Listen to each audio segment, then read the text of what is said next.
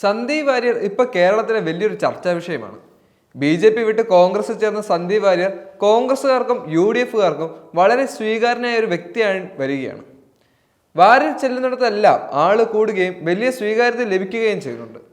KPCC ഓഫീസിലടക്കം എത്തിയ സന്ദീപിന് വലിയ സ്വീകരണം തന്നെ ലഭിച്ചിരുന്നു. ഇതോടെ അടിമുടി കോൺഗ്രസ്സുകാരുമായി മാറുകയാണ് സന്ദീപ് വാര്യർ. പാർട്ടി വേദികളിൽ അടക്കം സന്ദീപിന് വലിയ പരിഗണന കൊടുക്കുന്നുണ്ട്. അതേസമയം പാർട്ടിയിൽ ചേർന്ന് ഒരു മാസം കഴിഞ്ഞിട്ടും അദ്ദേഹത്തിന് കോൺഗ്രസിനുള്ളിൽ സ്ഥാനങ്ങൾ ഇതുവരെ നൽകിയിട്ടില്ല. KPCC ജനറൽ സെക്രട്ടറി സ്ഥാനവും ഒറ്റപ്പാലം നിയമസഭാ സീറ്റിൽ മത്സരിക്കാൻ സീറ്റും കൊടുക്കാമെന്ന വാഗ്ദാനത്തിലാണ് സന്ദീപിനെ കോൺഗ്രസ് തങ്ങളുടെ പാളയത്തിൽ എത്തിച്ചതെന്നാണ് നേരത്തെ പുറത്തുവന്ന റിപ്പോർട്ടുകൾ. എന്നാൽ ഇക്കാര്യത്തിൽ സന്ദീപ് ഡൽഹിയിൽ നിന്നും ഉറപ്പു വാങ്ങിയെന്ന വിധത്തിൽ റിപ്പോർട്ടുകളും വരുന്നുണ്ട്. KPCC പുനഃസംഘടനയോടെ സന്ദീപ് വാര്യർ ജനറൽ സെക്രട്ടറി ആക്കുമെന്നും റിപ്പോർട്ടുകളുണ്ട്. ഒരുപക്ഷെ പുനഃസംഘടനയ്ക്ക് മുമ്പ് തന്നെ അദ്ദേഹത്തിന് സ്ഥാനങ്ങൾ ലഭിച്ചേക്കാം. ഡൽഹിയിലെത്തിയ Sandeep AICC general secretary KC വേണുഗോപാലൻ, കേരളത്തിന്റെ ചുമതലയുള്ള ജനറൽ സെക്രട്ടറി ദീപദാസ് മുൻഷി എന്നിവരുമായി കൂടിക്കാഴ്ച നടത്തിയിരുന്നു. ഏത് പദവി തന്നാലും സ്വീകരിക്കാൻ തയ്യാറാണെന്നും സജീവ പ്രവർത്തനത്തിലേക്ക് ഇറങ്ങേണ്ടതിനാൽ തീരുമാനം വൈകരുതെന്നും പാർട്ടി നേതൃത്വത്തെ സന്ദീപ് വാര്യർ അറിയിച്ചിരുന്നു.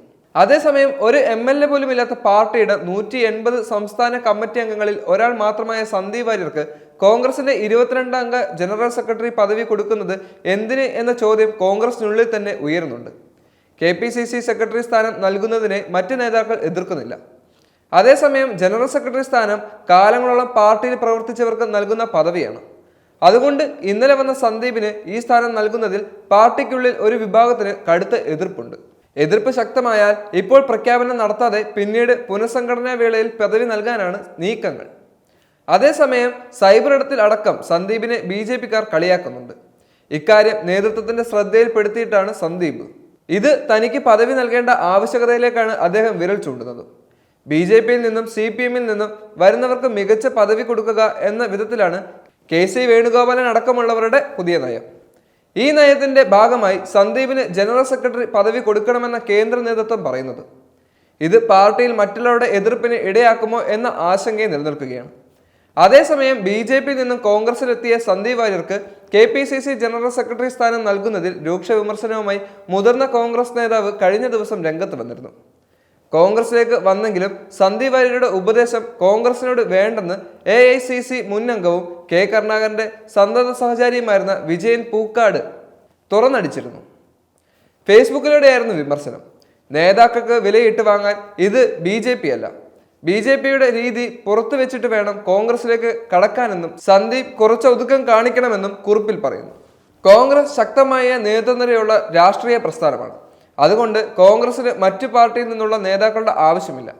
എന്നാൽ കോൺഗ്രസ് പ്രത്യയശാസ്ത്രത്തിലേക്ക് വരുന്നവരെ സംരക്ഷിക്കും. പക്ഷേ പാർട്ടി നേതൃത്വത്തിലേക്ക് വരാൻ നിരവധി ചെറുപ്പക്കാർ നിരന്നു നിൽക്കുന്നുണ്ടെന്നും വിജയൻ വ്യക്തമാക്കുന്നു. കോൺഗ്രസിൽ ചേർന്ന സന്ദീപ് വാര്യരെ KPCC ജനറൽ സെക്രട്ടറി സ്ഥാനത്ത് നിയമിക്കുമെന്ന സൂചന പുറത്തു വന്നതോടെയാണ് ഈ പ്രതികരണം നടന്നത്. പദവി സംബന്ധിച്ച തീരുമാനം വൈകരുതെന്നും സജീവ പ്രവർത്തനങ്ങളിൽ ഇറങ്ങണമെന്നും സന്ദീപ് നേതൃത്വത്തെ അറിയിച്ചുവെന്ന വിവരമാണ് ചില നേതാക്കളെ പ്രകോപിപ്പിച്ചത്. പാർട്ടി ഏത് പദവി തന്നാലും സ്വീകരിക്കുമെന്നും AICC നേതൃത്വവുമായുള്ള കൂടിക്കാഴ്ചയ്ക്ക് ശേഷം സന്ദീപ് വാര്യർ പ്രതികരിച്ചു. കഴിഞ്ഞ ദിവസം ഡൽഹിയിൽ വെച്ച് സന്ദീപ് വാര്യർ കോൺഗ്രസ് നേതാക്കളെ കണ്ടിരുന്നു. സംഘടനാ ഭാരവാഹിത്വവും മത്സരിക്കാൻ സീറ്റും സന്ദീപ് വാര്യർ പാർട്ടിയിലേക്ക് വന്ന സമയത്ത് തന്നെ കോൺഗ്രസ് നേതാക്കൾ ഉറപ്പ് നൽകിയിരുന്നതായി റിപ്പോർട്ടുകളുണ്ട്. ഉപതെരഞ്ഞെടുപ്പിന് വെറും ദിവസങ്ങൾ മാത്രം ബാക്കി നിൽക്കെയായിരുന്നു സന്ദീപിന്റെ കോൺഗ്രസ് രംഗപ്രവേശനം.